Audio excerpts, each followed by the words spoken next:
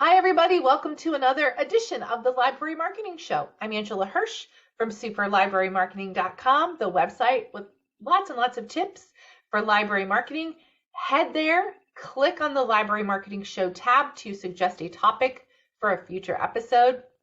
You can also click on the upcoming appearances tab to see where I'll be headed next and speaking. Maybe we can meet in person. I'd also really love it if you're watching this on YouTube, please subscribe to my channel. If you're watching on LinkedIn, please follow me and feel free to reach out and connect. I love to grow my network of folks working in libraries. Today's topic is about email. It is a response to a comment that I saw online a couple of days ago on a group that I'm not a member of, so I didn't comment back on the group, but I also wanted to step back and think about my answer for a while. So this person on this website, they were talking about emails and how effective they are. And this person said that they don't send email from their libraries because they believe that their customer or their patrons' inboxes are so full that nobody is ever going to click on their email. So it's just not effective. That's not the problem. The problem is that your emails are not standing out in the inbox. Yes, people get lots and lots of emails, but did you know that 99% of people check their email every day? Most people do it first thing in the morning, and 60+% of people want to be in communication with the library through email. We have statistics to back that up. So here's what I think I want to tell people so that you can get noticed in the inbox. Here's just a couple of tips that I use. They work. Libraries that have used them, it works. So here are my tips. First of all, that subject line. The subject line is the door into your email. It has to stand out. Add emojis, capitalize words, not all of the words, but capitalize important words. Make your subject line really, really short or really, really long, because that's different than everybody else's email that are showing up in your patrons' inboxes.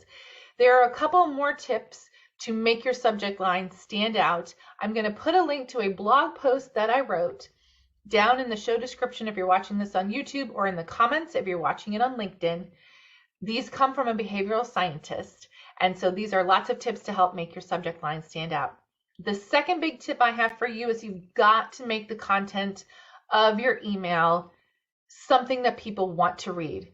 The biggest mistake I see libraries make is that they send one email every month and it has 25 things in it. It takes 3 minutes to scroll from top to bottom.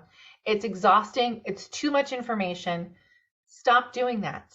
Instead, send a couple of emails every month, each one with 3 to 5 things in it. It's better to send more but shorter emails than it is to send one longer email. Your patrons will respond to your emails more effectively, and you will save yourself time in the end. Those long emails are hard to make. Send more but shorter emails.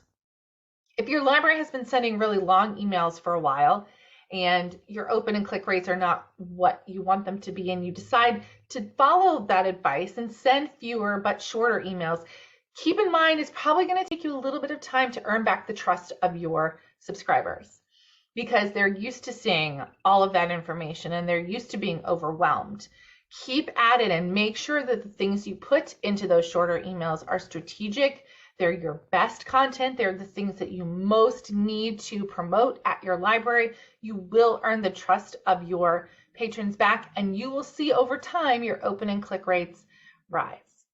So that's just what I just felt compelled to say that today. Make sure your emails are awesome. That's why people don't click on emails. It's because they know the content isn't great and they don't like the subject line. What do you think of today's video? Disagree? Agree? Have additional tips for getting people to open your emails? My viewers would love to hear what you have to say. Add your 2 cents to the comments, either on YouTube or LinkedIn.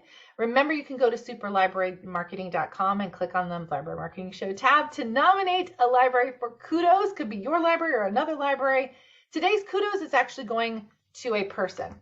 So this woman, her name is Kathy Zappitello, and Zappitello, and she used to be the president of the Association of Rural and Small Libraries, and she has decided to run for office She lives in Ohio. She's running for office because her platform is going to be all about the First Amendment right to read. This is her way of defeating book banning where it counts at the ballot box. There's a great profile of Kathy in Publishers Weekly. I'm going to put the link down in the show description in YouTube and in the comments and LinkedIn.